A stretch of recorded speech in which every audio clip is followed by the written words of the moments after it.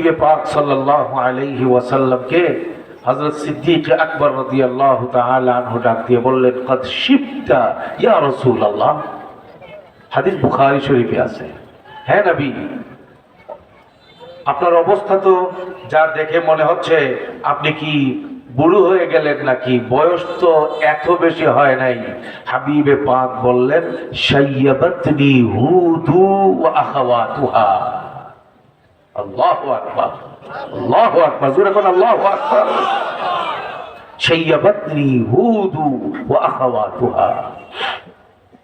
হাবিবে পাক সাল্লাল্লাহু আলাইহি ওয়াসাল্লাম হযরতে সিদ্দিক আকবরের প্রশ্নের জবাবে বললেন, আবু বকর, আমার মধ্যে বার্ধক্যের কোনো ছাপ তুমি যদি দেখতে পাও তাহলে এর কারণ দুনিয়ার কোনো টাকা পয়সার টেনশনের কারণে আমি বুড়ো হয়ে যাচ্ছি, ছেলে মেয়েদের ভবিষ্যতের চিন্তা করে বুড়ো হয়ে যাচ্ছি, আমার ব্যক্তিগত অথবা পারিবারিক কোনো দুশ্চিন্তার কারণে বুড়ো হয়ে যাচ্ছি, এই রকম কোনো কারণ নয়।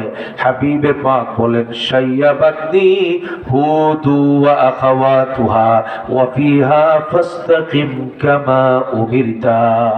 হাবিবে পাক বলেন, আবু বকর শোনো, সূরা হুদ এবং সূরা হুদের মতো আরো কিছু সূরা আছে যে সূরাগুলোতে ইস্তেকামতের হুকুম এসেছে আল্লাহর পক্ষ থেকে। আমি নবীর উপরে সব সময় একরকম থাকতে হবে, সব সময় মুত্তাকি হয়ে থাকতে হবে, নামাজি হয়ে থাকতে হবে, ঈমানওয়ালা হয়ে থাকতে হবে, আল্লাহওয়ালা হয়ে থাকতে হবে, নবীওয়ালা হয়ে থাকতে হবে, সুন্নতওয়ালা হয়ে থাকতে হবে, গুনাহ থেকে মুক্ত থাকতে হবে। এই রকম ঈমান ও ইয়াকিনে এর পথে মজবুত থাকার জন্য আমাদেরকে উম্মতকে বুঝাবার জন্য, ইস্তেকামতের গুরুত্ব বুঝাবার জন্য আল্লাহর নবী বলেন, শাইয়াবাতনি হুদু ওয়া আখাওয়াতুহা। সূরা হুদের মতো সূরা, যে সূরাগুলোতে আমি নবীকে ইস্তেকামতের হুকুম দেওয়া হয়েছে, আমার আল্লাহর পক্ষ থেকে যা নির্দেশ এসেছে আমার প্রতি, সেই নির্দেশ পালনের পথে অটল অবিচল আমাকে থাকতে হবে। এই নির্দেশ আমি যেন ধারাবাহিক ভাবে পালন করে যাই, এই যে একটা নির্দেশ আল্লাহ আমাকে দিলেন, যার অর্থ যাকে বলা হয় ইস্তেকামত, সেই ইস্তেকামতের চিন্তা ধারাবাহিক ভাবে আল্লাহকে মেনে যাওয়া, আল্লাহর হুকুমকে পালন করে যাওয়া, কড়াই গন্ডায় সেটাকে বাস্তবায়ন করে যাওয়া, আমি সেটা আদৌ পারলাম কি পারলাম না, এই দুশ্চিন্তা আমাকে বুড়া বানায় দিছে।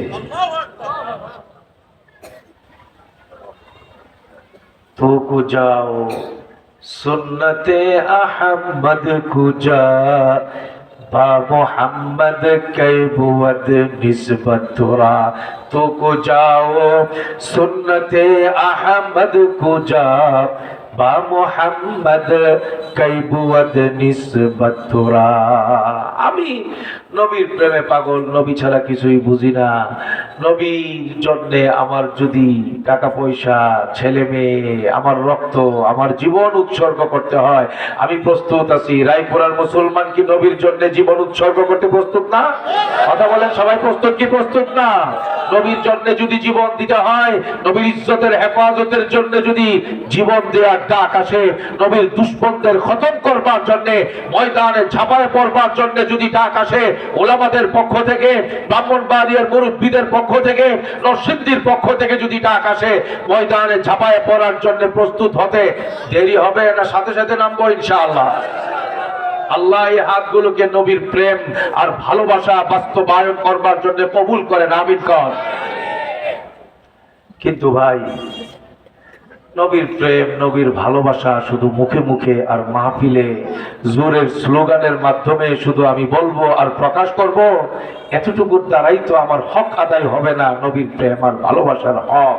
অথচ নবীর তো চিন্তা ছিল তার ঘরের সবাইকে নিয়া, নবীর পেরেশানি ছিল পুরা মক্কা মদিনার সবাইকে নিয়া, নবীর পেরেশানি ছিল আলম আজম, আরব আজম সবাইকে নিয়া, কিয়ামত পর্যন্ত আনেওয়ালা প্রত্যেকটা নারী পুরুষকে নিয়া মানুষগুলো কিভাবে জাহান্নাম থেকে মুক্তি পেতে পারে, কিভাবে আল্লাহকে চিনতে পারে, কিভাবে নবীকে চিনতে পারে, কিভাবে হক হক চিনতে পারে, কিভাবে বাতিল চিনতে পারে, কিভাবে কোরআনমুখী হতে পারে, কিভাবে হাদিসমুখী হতে পারে, কিভাবে সুন্নতের রঙে রঙিন হতে পারে, প্রত্যেকটা মানুষকে নিয়ে পেরেশানি।